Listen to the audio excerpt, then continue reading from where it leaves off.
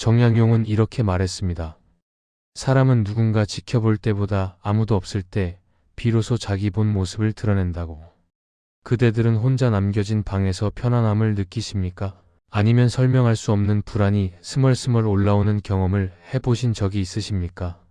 문을 닫고 혼자가 되었을 때 마음이 고요해지기는커녕 오히려 어디론가 흘러가 버리는 느낌을 받아본 적이 있으십니까? 많은 이들이 그 감정을 단순히 외로움이라 부르거나 타고난 성격의 문제로 치부합니다. 주변에 사람이 없으니 쓸쓸한 것이고 원래 그런 성격이니 혼자 있으면 불안한 것이라고 쉽게 설명해버립니다. 그러나 진짜 핵심은 외로움 자체가 아닙니다. 오히려 아무도 보지 않는 시간에 내가 나를 어떻게 대하느냐에 달려 있습니다. 이 한 가지 차이가 삶의 질을 완전히 다르게 만듭니다. 정약용은 관직에 있던 시절 사람들 사이에서는 의관을 바르게 하고 말을 조심하던 이가 홀로 남으면 순식간에 흐트러지는 모습을 여러 번 목격했다고 적었습니다. 겉으로는 단정하고 품이 있어 보이던 사람이 눈길이 닿지 않는 곳에서는 자기 자신을 버려두듯 방치하는 것입니다. 옷은 아무렇게나 걸치고 방은 어지럽혀진 채로 두고 끼니는 대충 때웁니다. 그 자체는 사소해 보입니다. 누가 보겠습니까? 나 혼자 있는데 좀 편하게 있으면 어떻습니까? 그러나 흥미로운 점은 그런 사람일수록 다시 사람들 앞에 서면 더 피곤해하고 더 쉽게 상처받았다는 것입니다. 왜 그랬을까요? 혼자 있는 시간에 이미 스스로를 허물어뜨렸기 때문입니다. 남들 앞에서 다시 단정함을 차리려면 무너진 것을 급히 세워야 하고 그 과정에서 에너지가 소모됩니다. 겉은 멀쩡해 보여도 속은 이미 지쳐 있는 것입니다. 사람의 마음은 기묘한 방식으로 작동합니다. 우리는 타인의 시선 앞에서만 나를 지키면 된다고 생각하지만 실제로 마음의 근력은 아무도 없는 시간에 단련됩니다. 체력이 혼자 달리는 새벽에 만들어지듯 정신의 힘도 관중 없는 무대에서 길러집니다. 운동선수가 경기장에서 빛나는 것은 관중의 함성 때문이 아니라 아무도 보지 않는 훈련장에서 흘린 땀 때문입니다. 마음의 힘도 다르지 않습니다. 그런데 많은 사람들은 그 시간을 견디지 못합니다. 혼자가 되면 핸드폰을 집어들고 끝없이 화면을 내리고 의미 없는 영상을 틀어놓습니다. 침묵을 참지 못해 무엇이든 틀고 고요를 견디지 못해 무엇이든 찾습니다. 그러다 밤이 깊어지면 왜 이렇게 허무한지 모르겠다며 한숨을 쉽니다. 분명 쉬었는데 왜 더 피곤한지 알 수가 없습니다. 이것이 정말 휴식일까요? 아니면 나와 마주 앉는 것이 두려워 도망치는 것일까요? 정약용은 젊은 시절 과거 공부를 하며 비슷한 고민에 빠졌다고 털어놓은 적이 있습니다. 책을 펼쳐도 집중이 안 되고 혼자 있으면 마음이 어딘가로 달아나려 해서 괴로웠다고. 밖에 나가면 공부하지 않은 것이 불안하고 방에 있으면 있는 대로 답답했다고 합니다. 그때 깨달은 것이 있었습니다. 문제는 공부의 어려움이 아니라 자기 자신과 함께 앉는 법을 모른다는 것이었습니다. 공부가 힘든 게 아니라 공부하는 나와 둘이 남겨지는 것이 힘들었던 것입니다. 그대들은 지금 어떻습니까? 혼자 남겨졌을 때 그 시간을 견디지 못하는 것입니까? 아니면 나를 마주하는 법을 잊어버린 것입니까?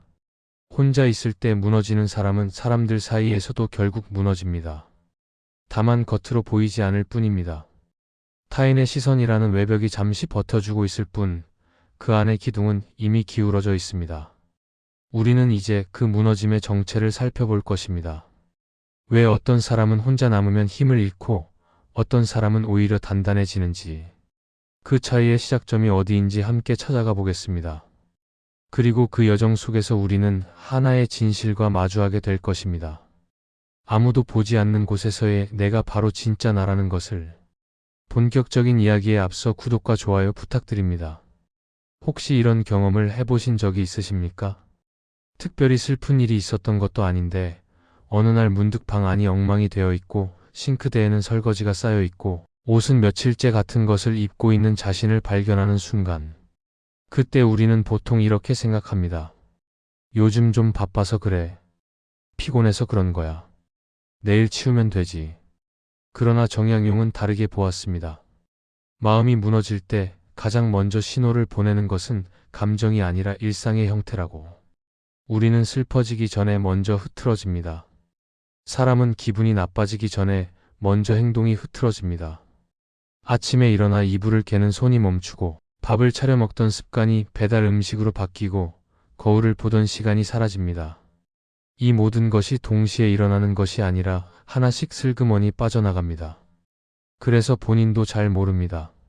어느 순간 돌아보면 삶의 골격이 주저앉아 있는데 언제부터 그랬는지 알 수가 없습니다. 정약용은 이것을 집에 석가래가 하나씩 빠지는 것에 비유했습니다.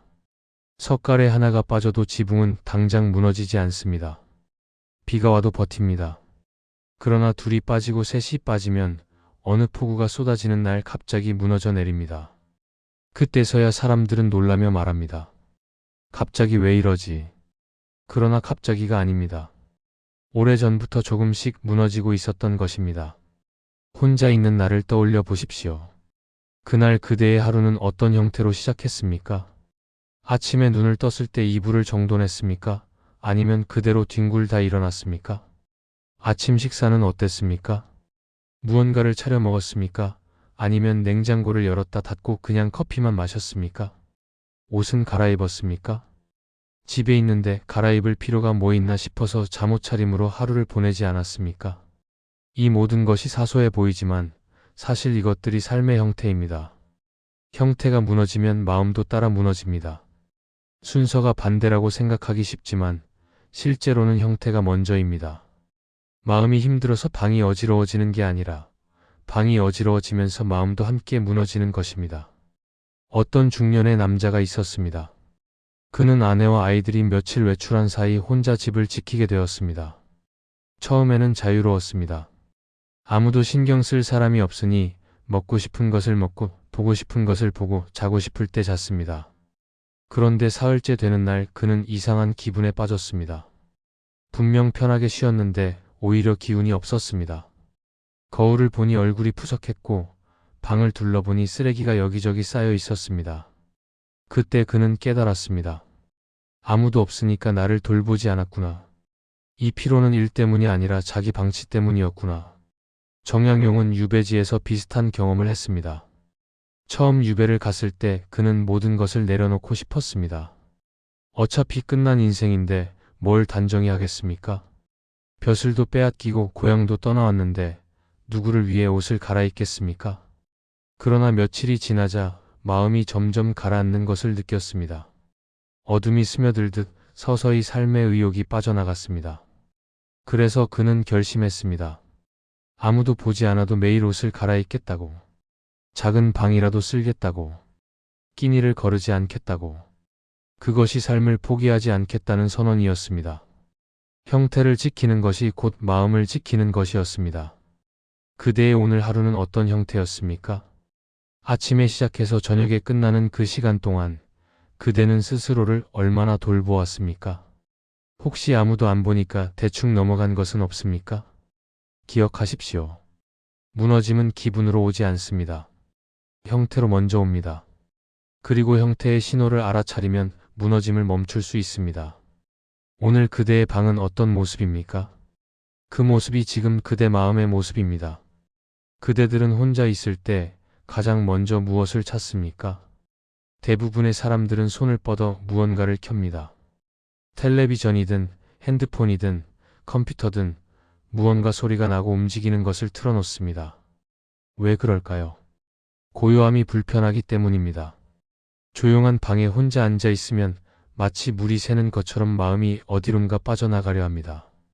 그래서 우리는 바깥의 소리로 그 구멍을 막으려 합니다.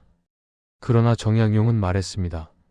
마음이 바깥으로 달아나는 것은 바깥이 끌어당겨서가 아니라 안에 머물 자리가 없기 때문이라고. 사람은 누구나 마음의 중심이 필요합니다. 무게중심이 없는 물건이 쉽게 쓰러지듯 중심이 없는 마음은 쉽게 흔들립니다.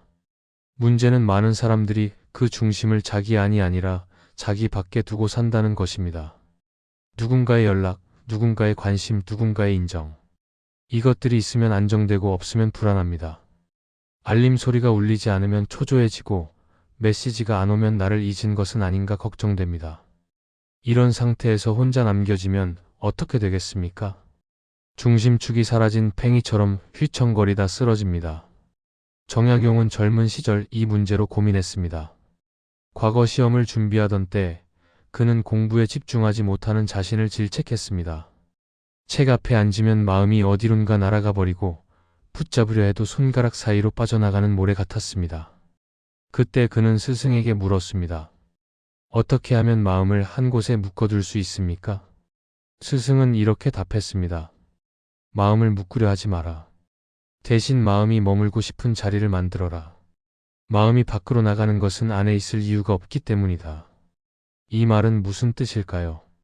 우리가 자꾸 바깥을 기웃거리는 것은 안에 있으면 심심하거나 불편하거나 불안하기 때문입니다. 자기 자신과 함께 있는 것이 즐겁지 않기 때문입니다. 그렇다면 해결책은 바깥을 차단하는 것이 아니라 안을 살만한 곳으로 만드는 것입니다. 혼자 있어도 괜찮은 나를 만드는 것입니다. 이것이 말처럼 쉽지는 않습니다. 그러나 불가능한 것도 아닙니다. 어떤 젊은 여성이 있었습니다. 그녀는 항상 사람들과 함께 있어야 안심이 되었습니다. 약속이 없는 날이면 불안해서 억지로라도 누군가를 만났습니다. 그러다 어느 해 혼자 보내는 연휴가 생겼습니다. 처음에는 견딜 수가 없었습니다. 핸드폰을 수십 번 확인하고 아무 연락도 없으면 서러워졌습니다. 그런데 이틀째 되는 날 그녀는 작은 실험을 했습니다. 핸드폰을 서랍에 넣고 1시간만 버텨보자고. 처음 15분은 미칠 것 같았습니다. 그러나 30분이 지나자 조금 괜찮아졌습니다. 1시간이 되었을 때 그녀는 오래간만에 조용히 창밖을 바라보고 있었습니다. 그제야 알았습니다. 자신이 두려워했던 것은 외로움이 아니라 아무것도 하지 않고 나와 함께 앉는 것이었다는 것을. 정약용은 유배 시절 비슷한 깨달음을 얻었습니다. 처음에는 사람이 그리워 미칠 것 같았습니다. 제자도 벗도 가족도 없는 낯선 땅에서 그는 마음이 바깥으로만 달아나려는 것을 느꼈습니다. 그래서 그는 글을 썼습니다. 아무도 읽지 않을 글을 써서 자기 마음을 붙들어 두었습니다. 그렇게 하나씩 기둥을 세우다 보니 어느새 마음이 머물 자리가 생겼습니다. 바깥에 사람이 채워주던 빈자리를 스스로 채우기 시작한 것입니다. 그대의 마음은 지금 어디를 향하고 있습니까? 혼자 있을 때 자꾸 바깥으로 손이 가는 것은 안에 있을 이유를 아직 찾지 못했기 때문입니다. 마음이 달아나는 것을 탓하지 마십시오. 대신 물어보십시오. 나는 내 안에 어떤 자리를 마련해 두었는가? 어떤 사람은 혼자 있으면 더 빛이 납니다. 고요한 시간 속에서 책을 읽고 생각을 정리하고 자기만의 일을 묵묵히 해나갑니다. 사람들 사이에서는 보이지 않던 깊이가 혼자 있을 때 드러납니다. 반면 어떤 사람은 혼자만 남으면 급격히 무너집니다. 시간이 흐르는 것을 견디지 못하고 무엇이든 켜고 무엇이든 찾고 그러다 지쳐 쓰러집니다. 같은 시간, 같은 공간인데 왜 이런 차이가 생기는 것일까요? 정약용은 그 차이를 기둥이라고 불렀습니다. 아무도 보지 않을 때도 나를 지탱해주는 보이지 않는 기둥. 그것이 있는 사람과 없는 사람의 차이입니다. 그렇다면 그 기둥은 무엇으로 만들어지는 것일까요? 특별한 재능일까요? 아니면 타고난 성격일까요? 대단한 수양을 한 사람만이 가질 수 있는 것일까요? 정약용은 아니라고 했습니다. 기둥은 거창한 의지나 대단한 결심으로 세워지는 것이 아닙니다. 오히려 매일 반복되는 작은 태도에서 한 뼘씩 올라갑니다. 아무도 안 봐도 이불을 개는 것, 혼자 먹는 밥이라도 그릇에 담아 먹는 것, 잠옷 대신 옷을 갈아입고 거울 앞에 서보는 것, 이런 사소한 행위들이 쌓여서 보이지 않는 기둥이 됩니다. 그리고 그 기둥이 세워지면 세상이 흔들려도 나는 쓰러지지 않습니다. 폭풍이 와도 뿌리가 깊은 나무는 넘어지지 않습니다. 기둥도 마찬가지입니다. 어떤 노인이 있었습니다. 그는 배우자를 먼저 떠나보낸 뒤 혼자 살았습니다. 자녀들은 멀리 살았고 방문하는 사람도 드물었습니다. 주변 사람들은 그가 외로워서 힘들 거라고 생각했습니다. 혼자 밥 먹고 혼자 자고 혼자 깨는 삶이 어떻게 견딜만 하겠습니까? 그런데 이상하게도 그 노인은 늘 평온해 보였습니다. 우울해하지도 자기 처지를 한탄하지도 않았습니다. 비결이 뭐냐고 물었더니 그는 이렇게 답했습니다. 매일 아침 6시에 일어나서 동네를 산책합니다. 돌아와서 아침을 차려 먹고 거실을 정돈합니다. 오후에는 책을 읽거나 짧은 글을 씁니다. 누가 보든 안 보든 이 일과를 빠뜨리지 않습니다. 대단한 것이 아닙니다. 그러나 이것이 나를 살게 합니다. 정약용도 유배지에서 비슷한 방식으로 버텼습니다. 그는 스스로에게 규칙을 세웠습니다.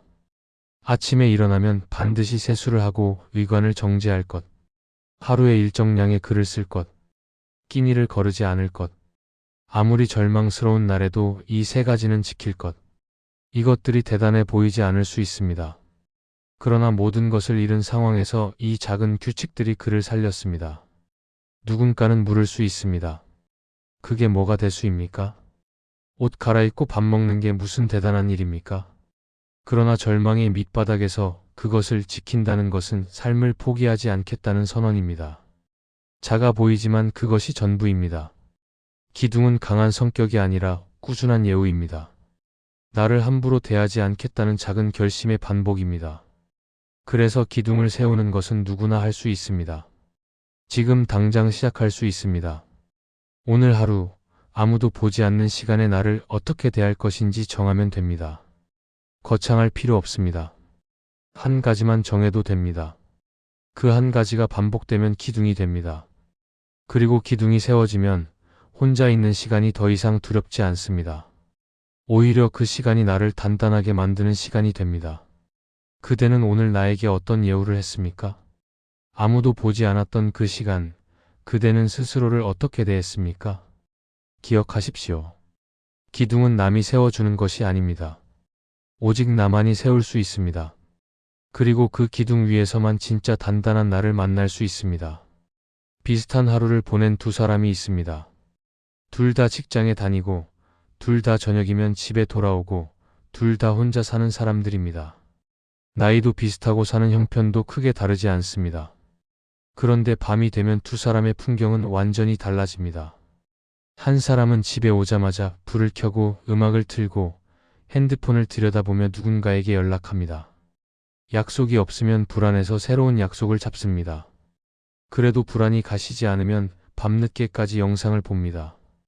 자려고 누우면 괜히 허전해서 또 핸드폰을 켭니다. 다른 한 사람은 조용히 집에 들어와 옷을 갈아입고 간단히 저녁을 차려 먹습니다. 책을 읽거나 생각을 정리하다 적당한 시간에 잠자리에 듭니다. 특별히 외로워하지 않습니다. 무엇이 이 차이를 만드는 것일까요? 정약용은 이 차이를 삶의 무게중심으로 설명했습니다. 첫 번째, 사람의 무게중심은 바깥에 있습니다. 나의 가치, 나의 안정, 나의 존재감이 모두 타인의 시선과 관계 속에 있습니다. 그래서 혼자가 되면 중심이 사라집니다. 바깥에서 끊임없이 무언가를 채워 넣어야만 버틸 수 있습니다. 마치 다른 사람이 쥐고 있는 줄에 매달려 있는 것과 같습니다. 그 손이 놓아지면 바로 떨어집니다. 두 번째, 사람의 무게중심은 안에 있습니다.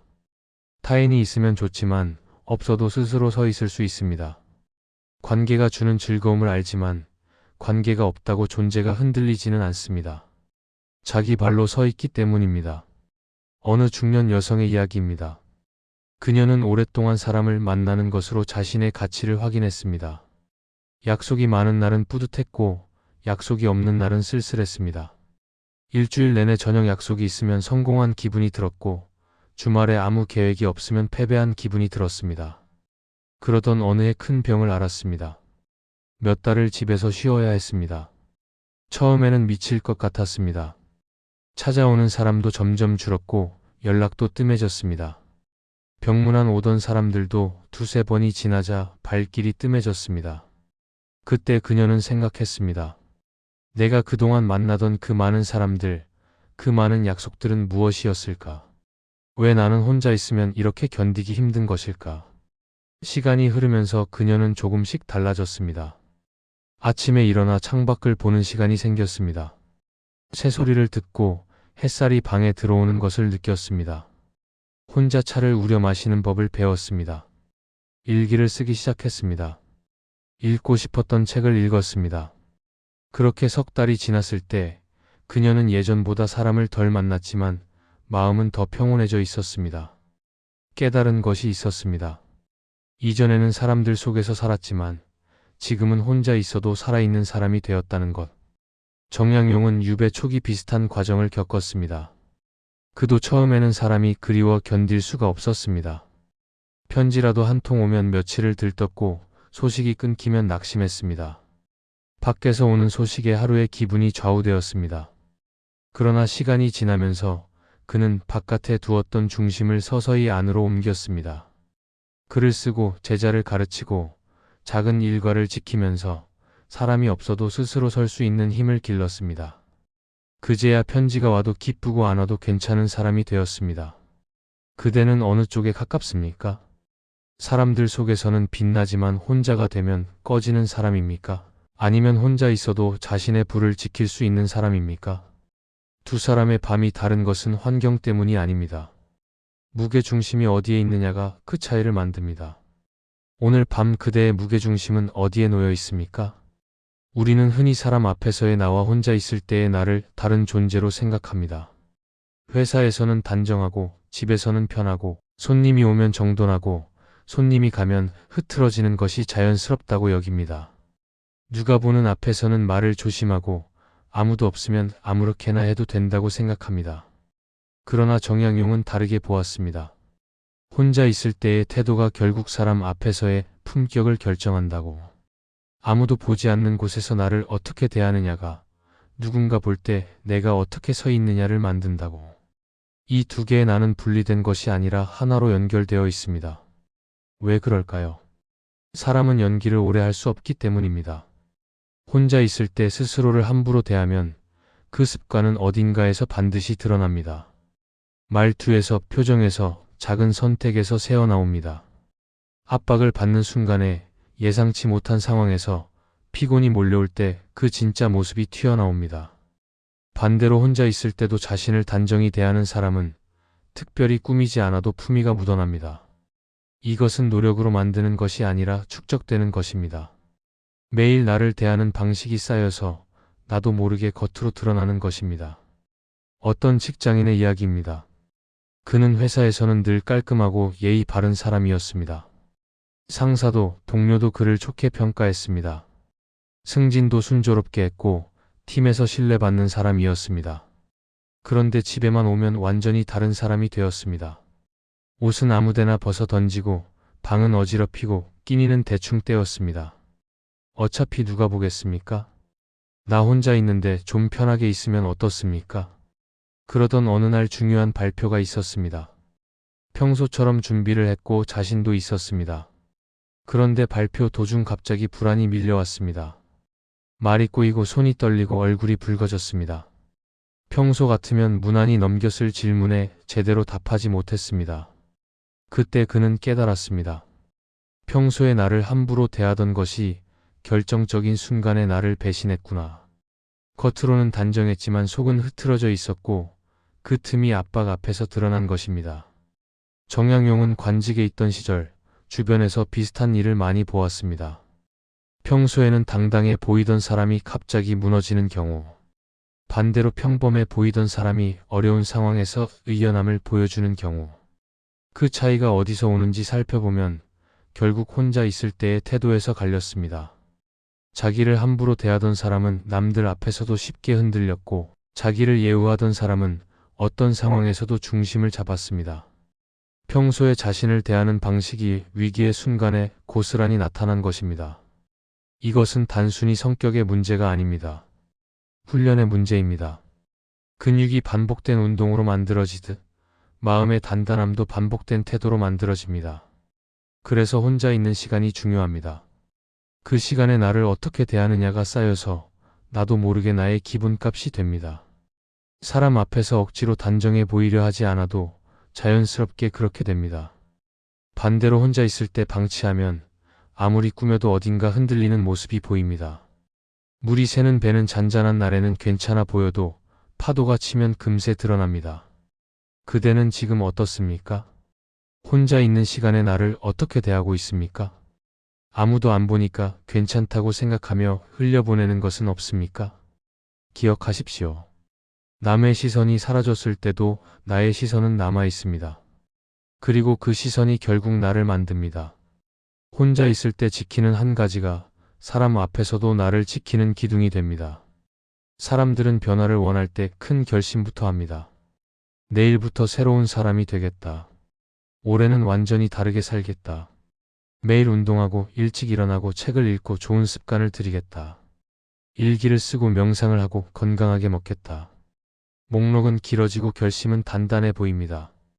그러나 대부분의 결심은 며칠을 넘기지 못합니다. 열흘이면 흐지부지 되고 한 달이면 그런 결심을 했는지도 기억나지 않습니다. 왜 그럴까요? 결심이 너무 크기 때문입니다. 모든 것을 한꺼번에 바꾸려 하기 때문입니다. 정약용은 이렇게 말했습니다. 변화는 거창한 선언에서 오지 않는다. 하루에 한 가지, 가장 무너지기 쉬운 순간만 붙잡으면 된다고. 그렇다면 그 한 가지는 무엇일까요? 그것은 사람마다 다릅니다. 어떤 이에게는 아침에 일어나는 순간입니다. 알람을 끄고 다시 이불 속으로 파고드는 그 순간이 하루의 형태를 무너뜨립니다. 5분만 더, 10분만 더 하다가 어느새 1시간이 지나고 하루가 이미 늦어집니다. 그 한순간만 버티면 나머지 시간은 저절로 굴러갑니다. 어떤 이에게는 저녁 시간입니다. 퇴근하고 집에 돌아와 소파에 주저앉는 순간 모든 것을 놓아버리고 싶어집니다. 핸드폰을 집어들면 2시간이 훌쩍 지나갑니다. 그때 옷을 갈아입는 것 하나만 해도 저녁의 흐름이 달라집니다. 어떤 이에게는 식사 시간입니다. 대충 때우는 끼니가 삶 전체를 대충으로 만듭니다. 서서 먹거나 화면을 보며 먹거나 배달 용기에서 바로 먹는 습관. 그릇에 담아 앉아 먹는 것. 그것 하나가 달라지면 자신을 대하는 태도 전체가 바뀌기 시작합니다. 정약용은 유배지에서 딱 3가지를 정했다고 합니다. 매일 세수하고 의관을 정제할 것. 정해진 시간에 글을 쓸 것. 끼니를 거르지 않을 것. 이 3가지 외에 다른 거창한 규칙은 없었습니다. 그러나 이 3가지가 그를 유배의 긴 세월 동안 무너지지 않게 했습니다. 중요한 것은 많이 하는 것이 아니라 정한 것을 매일 하는 것이었습니다. 규칙의 수가 아니라 규칙을 지키는 시간의 길이가 중요했습니다. 어떤 청년의 이야기입니다. 그는 오랫동안 무기력에 시달렸습니다. 아침에 일어나도 할 일이 없는 것 같았고 저녁이 와도 한 것이 없는 것 같았습니다. 무언가를 해야 한다는 것은 알았지만 뭘 해야 할지 몰랐습니다. 시작해봐야 어차피 작심삼일이 될 것 같아서 시작조차 하기 싫었습니다. 그러던 어느 날 그는 아주 작은 것 하나를 정했습니다. 아침에 일어나면 이불을 개자. 그것이 전부였습니다. 이불 개는데 1분이면 됩니다. 그런데 신기한 일이 일어났습니다. 이불을 개고 나면 왠지 창문을 열고 싶어졌습니다. 창문을 열고 나면 세수를 하고 싶어졌습니다. 세수를 하고 나면 아침을 먹고 싶어졌습니다. 하나가 다음 하나로 이어졌습니다. 한 달이 지났을 때 그의 하루는 완전히 달라져 있었습니다. 거창한 결심 없이 한 가지만 붙잡았을 뿐인데 삶이 움직이기 시작했습니다. 형태를 지키는 것은 보여주기 위한 단정함이 아닙니다. 나를 살리는 단정함입니다. 아무도 보지 않아도 내가 나를 함부로 대하지 않는다는 약속입니다. 그래서 거창한 결심보다 작은 형태가 중요합니다. 오늘 하루 중 가장 무너지는 순간은 언제입니까? 그 순간에 딱 한 가지만 지켜보십시오. 그 한 가지가 다음 한 가지를 부르고 그렇게 삶의 형태가 서서히 세워집니다. 그대는 오늘 어떤 한 가지를 지키겠습니까? 거창한 변화는 필요 없습니다. 작은 형태 하나만 붙잡으면 됩니다. 내일의 내가 조금 덜 무너지도록 오늘 한 가지만 지켜보십시오. 정약용은 18년을 유배지에서 보냈습니다. 그 긴 세월 동안 그는 거의 매일 밤 혼자였습니다. 가족도 벗도 제자도 곁에 없는 밤이 수천 번 이어졌습니다. 처음에는 그 밤들이 고통이었습니다. 외로움이 파도처럼 밀려왔고 억울함이 가슴을 눌렀습니다. 자신을 이 지경으로 만든 세상을 원망했고 아무것도 할 수 없는 무력함에 절망했습니다. 밤이 오면 지난 날을 후회하고 새벽이 오면 미래를 걱정했습니다. 그것이 처음 몇 년의 밤이었습니다. 그러나 시간이 흐르면서 그 밤들은 조금씩 다른 의미를 갖기 시작했습니다. 유배지의 밤에서 그가 발견한 것은 뜻밖에도 자유였습니다. 누구의 눈치도 볼 필요가 없었습니다.